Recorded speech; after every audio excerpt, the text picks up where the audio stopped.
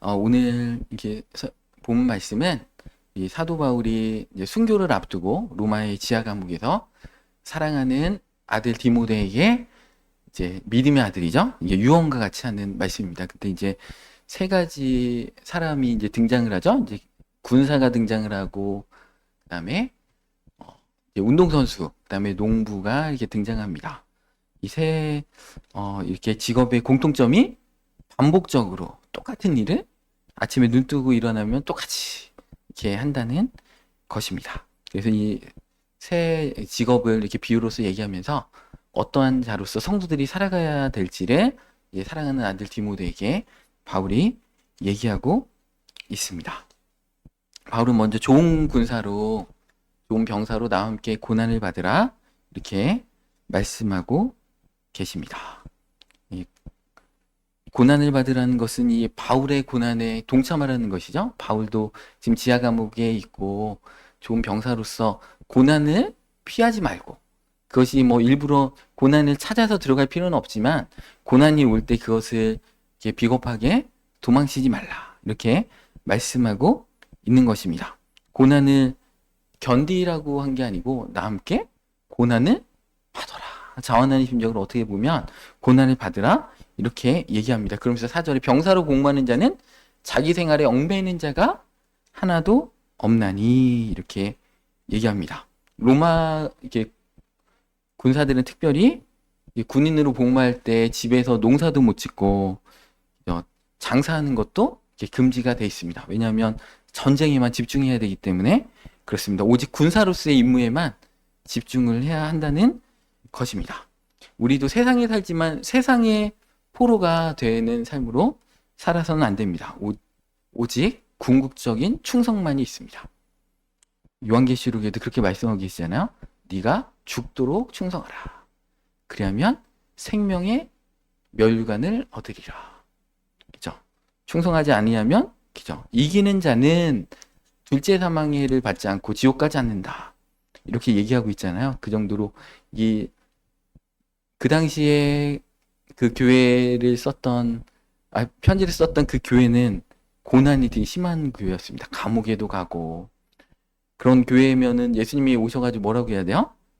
이제 고난 끝났다. 내가 널 위로한다. 이렇게 해주시면 좋은데, 그 고난을 가장 많이 받는 그 교회, 7교회 가운데 가장 고난이 심한 교회, 심지어 순교자들이 나오는 그 교회 와서 네가 죽도록 충성하라.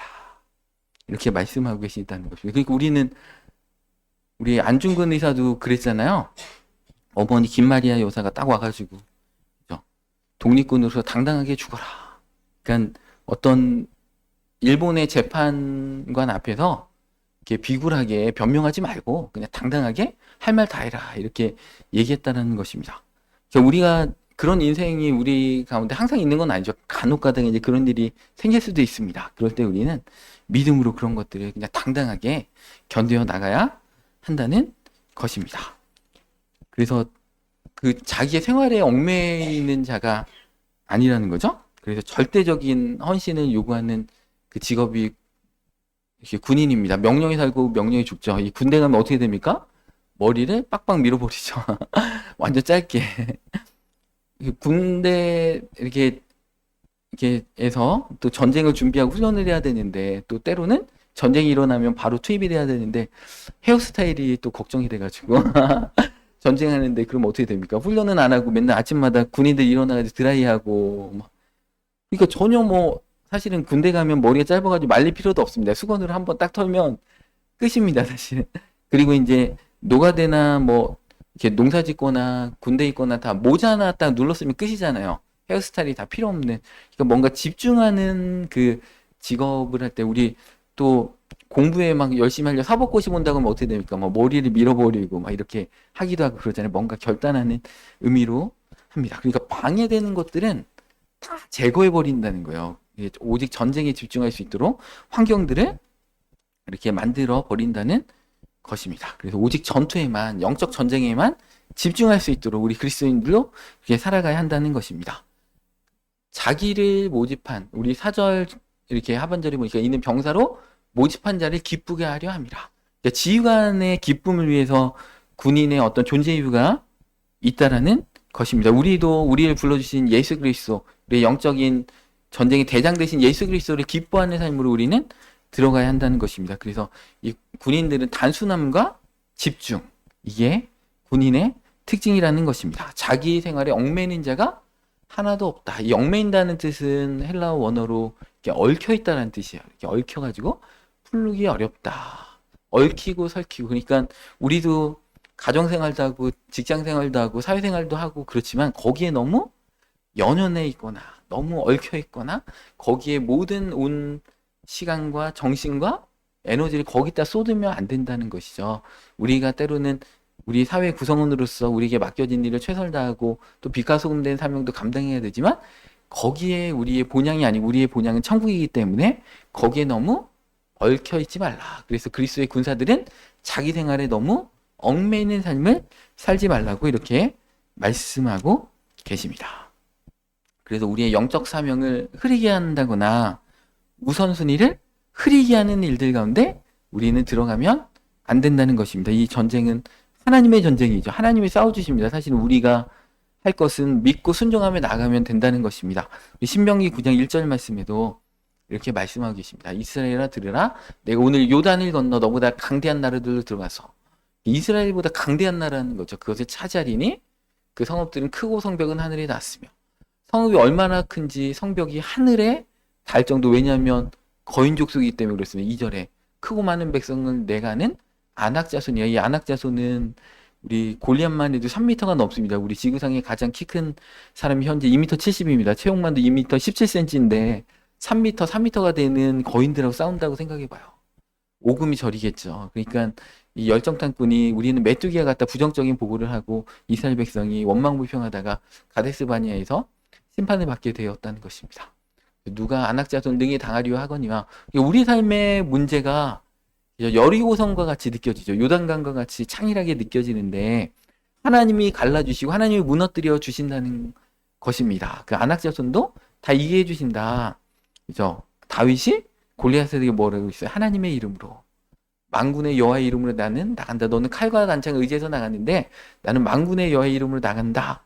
할 때 그 골리앗을 이겼다는 것입니다. 하나님의 이름이 있을 때 하나님이 친히 싸워 주신다는 것입니다. 3절에 오늘 너는 알라. 내 하나님 여호와께서 맹렬한 불과 같이 내 앞에 나아가신즉 하나님이 먼저 나가신다는 거예요. 그것도 소멸하는 맹렬한 불로 먼저 나가시기 때문에 네 앞에서 다 엎드러져 있다는 것입니다. 여호와께서 네게 말씀하신 것 같이 너는 그들을 쫓아내며 속히 멸할 것이다. 우리 삶의 문제는 우리는 정말 크게 느껴집니다. 거인처럼 느껴지고 여리고성처럼 느껴집니다. 그렇지만 그 앞에 우리는 메뚜기가 아닙니다. 저들은 우리의 밥이라. 믿음의 고백을 여호수아와 갈렙이 했던 것처럼 그대로 하나님이 우리의 믿음의 고백대로 역사에 주셨다는 것입니다.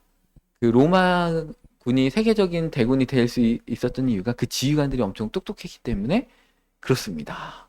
전쟁에 능한 장수들이었습니다.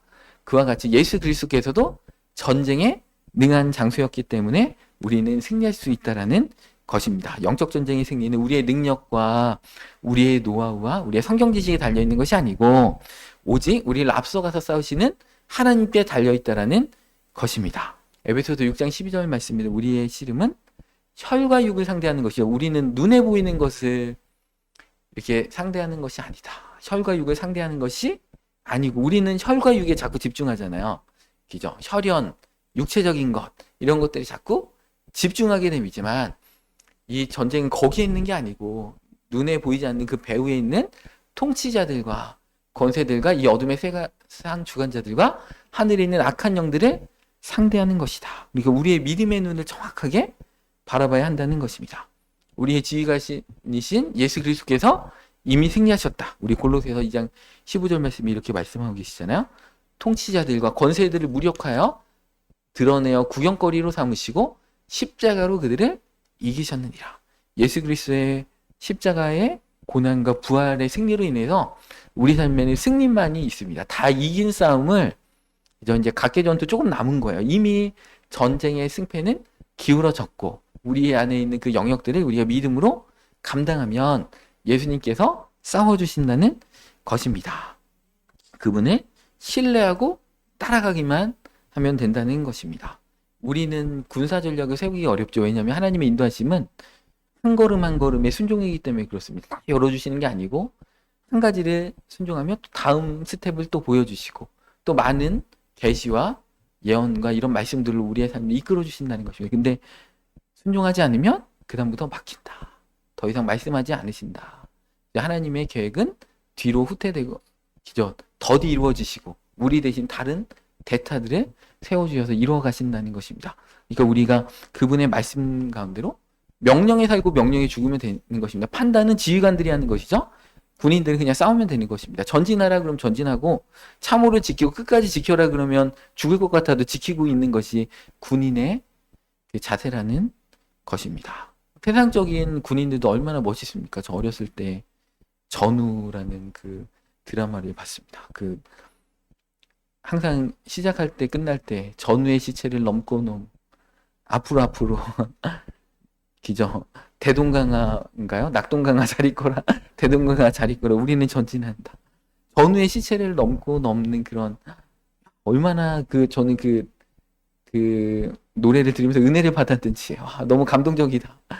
정말 그 어떤 사명을 위해서 목숨을 내어놓고 이렇게 싸우는 군인들의 그 모습들을 보면서 근데 우리는 얼마나 이 세상에 많이 얽혀 있습니까? 직장, 또 자녀 문제, 또 SNS, 취미생활, 그죠? 이 모든 것들이 나쁜 것은 아닌데 우리가 이런 것들이 주님과의 사명에서 멀어지게 한다면 그때는 우리가 자기 생활에 얽매이는 군사로서 전략하게 된다는 것입니다.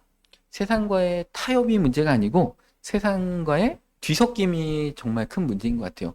우리는 어느 정도 장성한 그리스도인들은 세상에 타협하지는 않습니다. 근데 자꾸 뒤섞여서 이렇게 얽매이는 어떤 그 신앙으로 들어간다는 것입니다. 우리는 세상에서 살면서도 세상으로부터 구별되어 있는 그 거룩함의 정체성을 항상 유지해야 한다는 것입니다. 그리고 두 번째로 오늘 본 말씀 5절에 보면 이 운동선수에 대해서 이렇게 바울은 말씀하고 계십니다.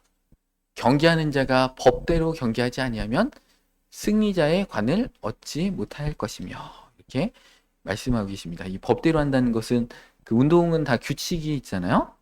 다 합법적으로 다 규칙대로 하는 것입니다. 그러니까 사실은 우리가 뭐 격투기 선수들이 잘 이렇게 격투를 잘하는데 그 처음에는 이종 격투기라는데 룰을 없이 한번 해봤어요. 넘어져도 발로 얼굴도 찰 수 있고 막 이런 규칙이 있었는데 그랬더니 어떻게 되냐면 이빨이 다 빠지고 막 이런다는 거야. 그래서 지금 이종 격투기는 이렇게 넘어지면은 이제 그라운드 기술은 쓸지라도 발로 얼굴을 못 차잖아요. 그러니까 다 제한돼 있습니다. 근데 특수부대원들의 눈에서 보면 사실은 그렇게 싸워서는 실제 전쟁에서는 그렇게 안 싸운답니다. 실제 전쟁에서는 이렇게 해서 눈을 찌르고 막 급소들을 다 노리고 막 이렇게 하는 것이 사실은 그 격투기 선수들이 정말 최고의 파이터라고 하지만 사실은 특수부대원들의 눈에 보면은 정말 허점들이 많은 그 운동 동작이라는 것입니다. 왜냐하면 룰이라는 게 있기 때문에 그러니까 스포츠이기 때문에 그렇다라는 것이죠. 그래서 그 룰을 어기면 어떻게 됩니까? 축구하는데 손으로 핸드볼처럼 손으로 넣으면 어떻게 됩니까? 그죠? 이렇게 공을 상대방한테 이렇게 뺏기잖아요. 페널티킥을 당하기도 하고 막 그렇게 됩니다. 룰을 이렇게 지켜야 되는 것처럼 이 당시에서도 이제 올림픽을 하려면은 운동선수들이 10개월 동안 모여가지고 그 혹독한 그 합숙 훈련을 했다고 합니다. 그래서 마지막까지 그 면류관을 얻기 위해서 오늘날로 얘기하면 금메달이죠. 그 생명의 면류관으로 비유되어 있는 그 월계관을 얻기 위해서 그렇게 열심히 일했다고 합니다. 규칙을 어기면 아무리 빨리 달려도 안 되는 것이죠. 100m, 500m 막 이렇게 하는데 그 트랙대로 돌지 않고 그냥 가운데로 이렇게 들어오면 어떻게 됩니까? 그럼 이길 수가 없는 것처럼 우리도 하나님의 법과 원칙대로 말씀에 순종하면서 운동선수와 같이 해야 한다는 것입니다. 그래서 정해진 규칙, 하나님의 말씀이 그렇다라는 것입니다. 우리 고린도전서 9장 23절 말씀에도 내가 복음을 위하여 모든 것을 행하면 복음에 참여하고자 함이라. 바울의 삶은 복음을 위한 삶이었다는 것입니다. 운동장에서 다름질하는 자들이 다 달릴지라도 오직 상을 받는 사람은 한 사람인 줄을 너희가 알지 못하냐. 이제 금메달은 한 명이라는 것이죠. 오늘날처럼 은메달, 동메달 안 줬나 봐요. 그냥 한 명만 기자 월계관을 이렇게 씌워줬던 것 같습니다. 그러니까 한 사람인 줄 알지 못하냐. 너희도 상을 받도록 이와 같이 다름질하라. 상 받기 위해서 대충대충 걸어라. 또 더우면은 쉬어라. 우리 이렇게 운동 경기 할 때도 이 동네 축구만 해도 어떻게 됩니까? 이기기 위해서 이를 악물고 막 숨이 차서 이렇게 싸우는데, 그죠? 하나님은 우리한테 동네 축구 이게 아니고, 그죠? 올림픽 선수라는 거죠. 다름질하라는 거죠. 이와 같이 너희도 다름질하라. 대충대충 걸어라. 그냥 힘 될 때만 하고 힘들면 하지 말아라. 감기 걸리면 하지 말아라. 이게 아닙니다. 여러분들 이와 같이 다름질하라. 1등하기 위해서 전속력으로 달려가는 그 운동선수와 같이 해라. 이기를 다투는 자마다 모든 일에 절제하나니. 옛날 이제 권투 선수들도 기죠. 어떤 체중 잴 때 막 다 이렇게 몸을 가볍게 하고 또 운동을 하고 뭐 또 먹어야 될 거 먹지 않아야 될 거 철저하게 이렇게 하면서 모든 일에 절제한다는 것입니다. 그런데 이들은 썩을 승리관의 관을 얻고자 하되 그 당시에 그 월계관을 씌워줘도 그것은 이렇게 그 뭐 풀이기 때문에 그 시들어 없어질 것입니다. 그러니까 썩을 승리자의 관을 얻고자 하되 우리는 썩지 아니할 것을 얻고자 한다. 이렇게 말씀합니다. 26절에 그러므로 나는 다름질하기를 향방 없는 자 같이 하지 아니하고 싸우기를 허공을 치는 것 같이 하지 아니하며 내가 내 몸을 쳐 복종하게 함은 그죠? 운동선수와 같이 내 몸을 철저하게 관리하고 복종한다는 것입니다. 내가 남에게 전파한 후에 자신이 도리어 버림을 당할까 두려움이로다. 운동선수와 같이 운동선수들이 절제하지 못하면 어떻게 돼요? 탈락하는 거죠. 예선 탈락으로 딱 끝나야 하는 것입니다. 그럼 그와 같이 바울도 내가 운동선수다. 나는 다름질하는 자다. 내가 내 몸을 그죠? 쳐 복종하게 해야 된다. 그렇지 않으면 운동선수로서 결격자가 됐다. 이렇게 바울은 27절에 이렇게 말씀하고 계시다는 것입니다. 향방 없는 자 같이 하지 않는다는 것이죠. 목표 지향적인 삶으로 간다는 것입니다.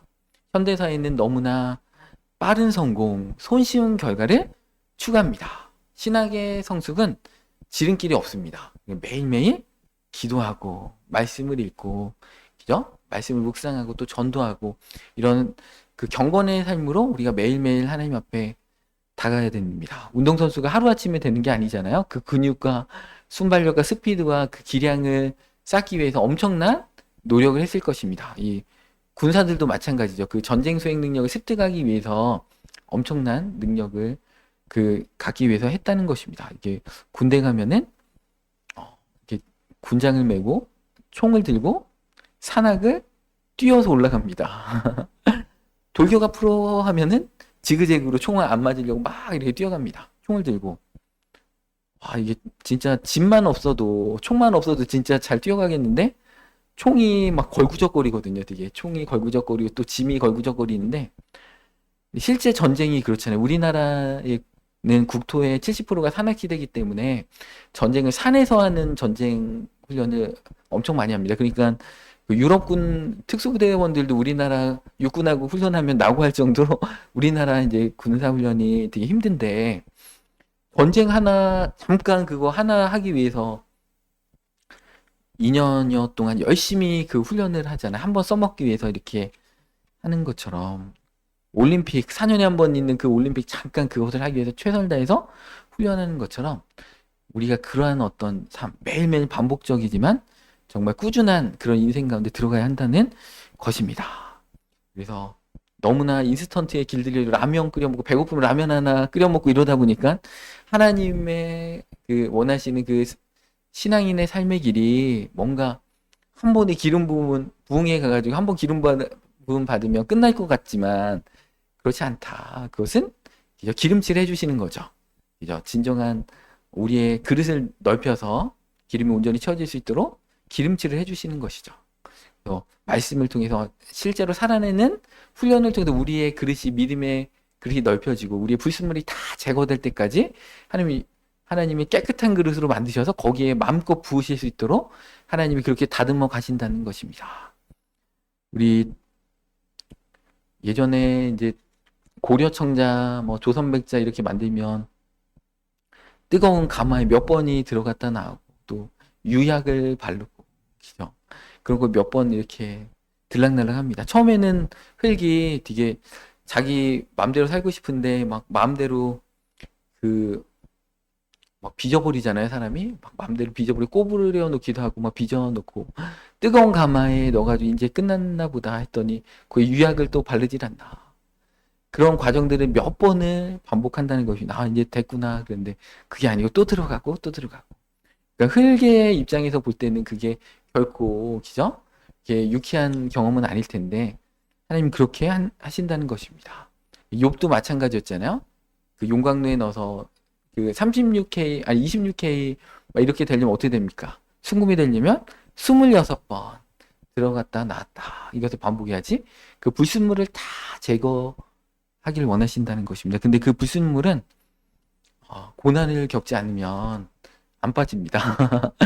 우리의 사람이 이렇게 정말 태어날 때부터 너무나 착하고 법 없이도 살면 좋은데 대부분의 사람은 그렇지 않기 때문에 하나님은 그 고난 그래서 그 다윗도 그렇게 얘기하잖아요. 고난 당하는 것이 내 유익이라 내가 고난을 통해서 주의 윤례를 깨닫게 됐습니다. 이렇게 고백했다라는 것입니다. 그래서 이런 그 훈련 뭐 운동선수나 군사훈련이나 너무 힘들잖아요, 사실은. 이게 숨이 깔딱깔딱 넘어갈 정도의 그 강도로 이렇게 합니다. 딱 죽기 직전까지 훈련을 한다는 것입니다. 운동도 마찬가지고, 그 군대에서의 훈련도 마찬가지입니다. 그래서 그것을 뛰어넘을 수 있는 그래서 혹한기 훈련도 하잖아요. 때로는 겨울에, 한겨울에 막 추운데 텐트 치고 막 밖에 가서 자기도 하고, 또 군대를 가면은 군대 제대할 때까지 불침번을 섭니다. 그래가지고 새벽에 자다가 깨웁니다. 그래가지고 한겨울에도 총 들고 나가서 지켜라 이렇게 한다는 것입니다. 그리고 군대에 가면 어떻게 됩니까? 부모님하고 헤어지고 형제들하고 헤어져가지고 외롭죠. 그 휴가 몇 달에 한 번씩만 이렇게 집에 돌아올 수 없고 거기 가면 또 괴롭히는 고참들이 있고 인생의 희노애락을 군인들은 다 경험하지만 그죠? 국가를 지켜야 된다는 사명 때문에 그렇다고 이제 군인들이 휴전선에 있는 군인들이 너무 힘들다 집에 다 오면 어떻게 됩니까? 우리가 붙임번 서야 되겠죠. 우리가 새벽에 잠 못 자고 눈 뜨고 있다가 폭탄 이렇게 온다 그러면 대피 방송 나면 우리가 막 대피하고 막 이렇게 되겠죠. 그 지금 젊은 군인들이 휴전선을 지켜주고 있기 때문에 우리가 이제 대신해서 편안하게 살 수 있는 것처럼 영적 군사들이 때로는 좀 버거운 삶을 사는 거예요. 교회 안에서도 직분자들이 또 주의 종들이 사명자들이 좀 삶이 고단합니다. 일반적인 성도님들은 별로 고단하지 않습니다. 왜냐하면 군인의 혜택을 그분들을 누리시는 분들이고 우리를 군사로 우리가 불림을 받았다라는 이런 분들은 좀 삶이 혹독합니다. 왜냐하면 특수훈련을 들어가야 되기 때문에 그냥 뭐 아무런 훈련도 없이 전쟁 나가서 해라 그럼 오합지졸인 거잖아요. 당나라 군대가 되는 거잖아요. 근데 우리 한국군이 되려면 어떻게 됩니까?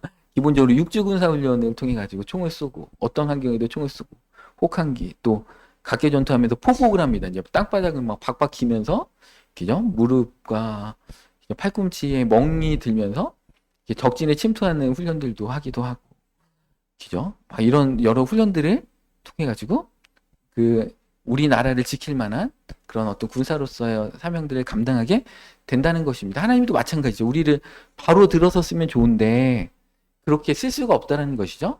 여러 방면의 고난들, 군대에서도 여러 방면의 어려움을 겪는 것처럼 군대 안 가도 하나님은 똑같이 이 사회생활을 통해서 똑같이 훈련을 시키십니다. 하나님의 우리의 인생을 향한 그 훈련을 똑같기 때문에 군대 안 가서 편하다 이렇게 해도 또 하나님은 또 다른 방법으로 이렇게 하십니다. 군대에서도 제가 훈련 좀 피해보려고 요령을 피우니까 또 다른 그런 어떤 어려움을 만나더라고요. 그래서 어려움을 피하는 게 아니고 넘어가는 거구나. 제가 이렇게 훈련소에서 요령을 잘 피웠거든요. 그러니까 이제 각계 전투에서 포복할 때 땅바닥에 기어야 되는데 양말 이렇게 팔꿈치 같은 데 다 대놓고 부대 딱 복귀할 때 제일 먼저 딱 들어가지고 맨솔에만 바르고 막 이런 거를 해가지고 저는 이제 요령을 잘 피웠는데 자대에 가니까 이 고참들이 얼마나 똑똑한가. 요령이 안 똑같아. 내 머리 꼭대기에 있다. 그리고 하나님이 자대 배치를 어디로 보내셨냐? 정말 야비한 중대장이 있는 곳으로 보내셔가지고 똑똑해요. 근데 똑똑하면서 야비해. 일본 순사와 같아. 그래가지고 얼마나 진짜 피할 곳 없는 옴짝달싹 못하는 환경으로 여러분들 인생을 머리 굴리면서 사시면 하나님이 그 사람에 맞는 환경으로 딱 몰아가십니다. 그래서 군대 안 가신 분들도 또 그거에 맞는 어려움들 다 만나요. 우리 인생은 정말 고난 총량의 법칙이라고, 이렇게 젊었을 때 삶이 좀 이렇게 순탄하면 이렇게 연세 드셔서 고생하고 이게 젊었을 때 고생하면 또 연세 드셨을 때 또 괜찮고 그렇습니다. 그래서 다른 사람의 인생을 불할 필요도 없고 우리 각자에게 주신 하나님의 어떤 그 고난 가운데 우리는 믿음으로 잘 통과해야 한다는 것입니다. 그리고 오늘 본문 말씀 6절에 보면 농부로서 우리를 이제 또 표현하고 계십니다. 수고하는 농부가 곡식을 먼저 받는 것이 마땅하니라는 것입니다. 이 수고한다는 것은 피곤하도록 노력하다. 이 헬라어로 그런 뜻이 있습니다. 그러니까 수고하는 농부가 곡식을 받는 것이지 대충 김도 안 메고 그죠? 감나무 밑에 이렇게 누워가지고 감나무 이렇게 감염에 떨어지기를 바라는 그런 농부가 아니라는 거죠. 농부들은 어떻게 합니까? 떼약볕에서도 그죠?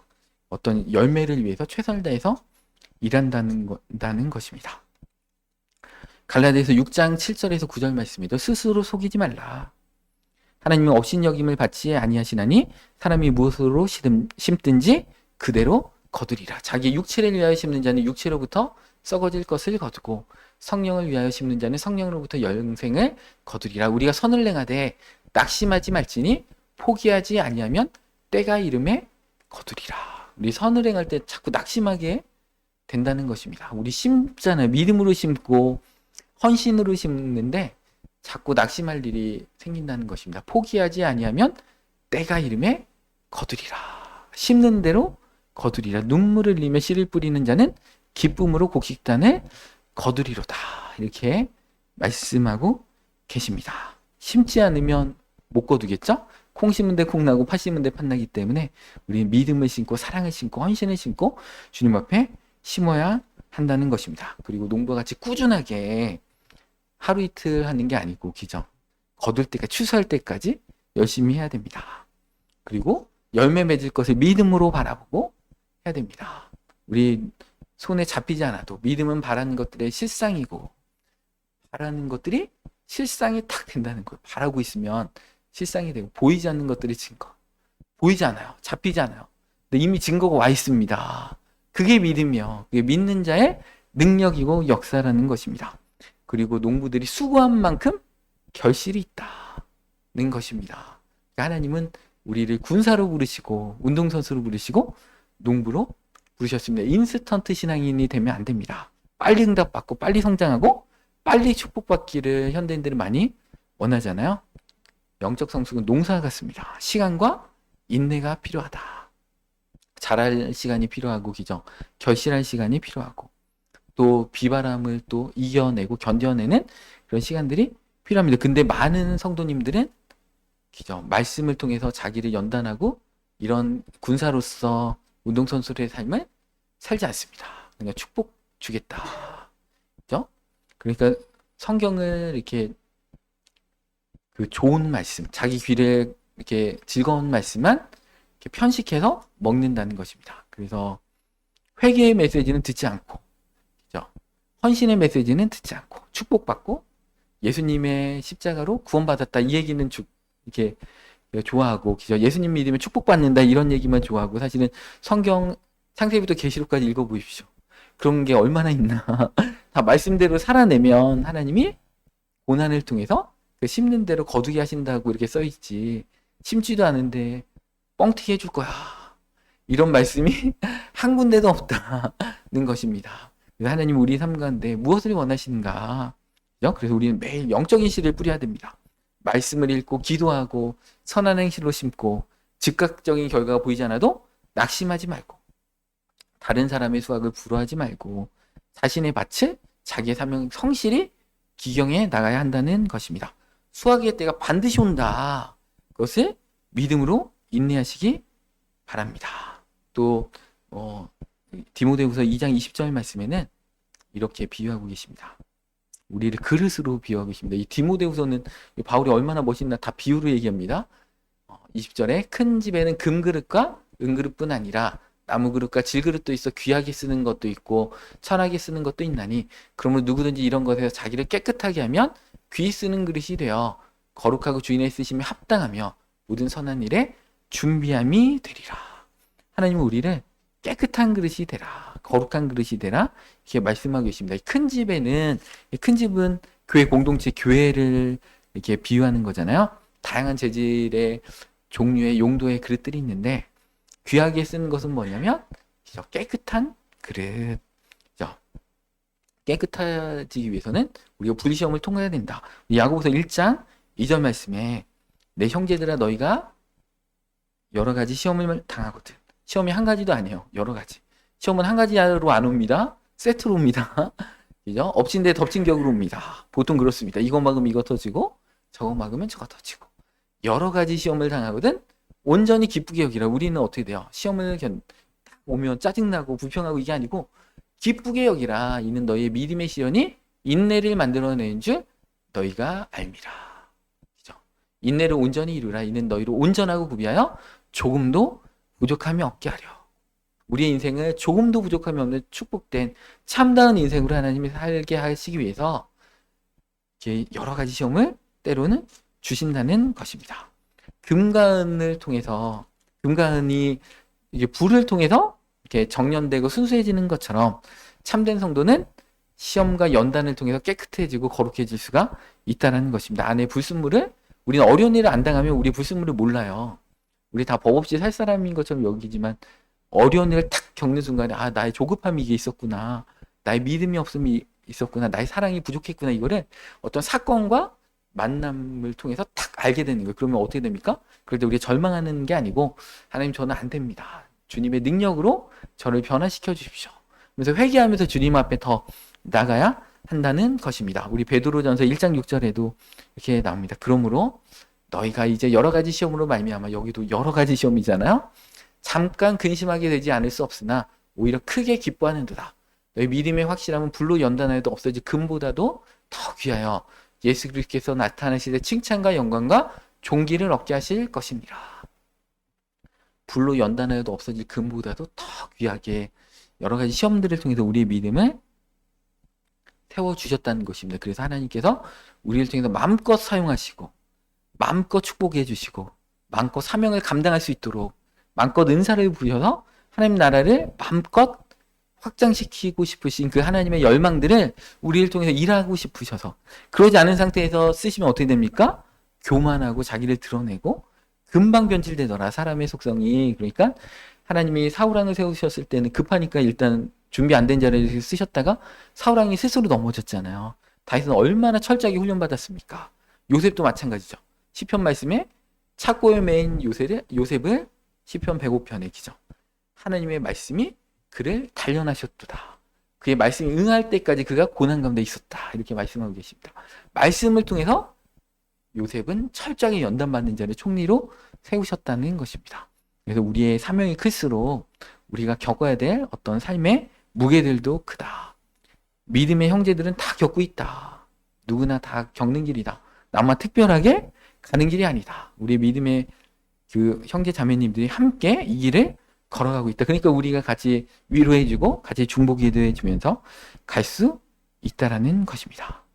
오늘 이렇게 네 가지의 비유의 말씀을 통해서 우리가 어떤 사람이 될 것인가, 그리스도의 강한 자기 일에 얽매이지 않는 군사로서의 삶을 살아가고 운동선수로서 절제되고 목표지향적인 삶을 다름질박질하면서 살아가고 농부와 같이 끊임없이 포기하지 않고 믿음으로 열매를 바라보면서 날마다 수고하고 깨끗한 그릇이 되어서 우리 안에 그 고난을 통해서 우리 안에 있는 불순물들을 다 제거해서 하나님 앞에 거룩한 그릇으로 말씀받은 이 네 가지, 우리 다 이 네 가지의 어떤 영역들 가운데, 성공적인 영역들 가운데 다 들어가야 되겠죠?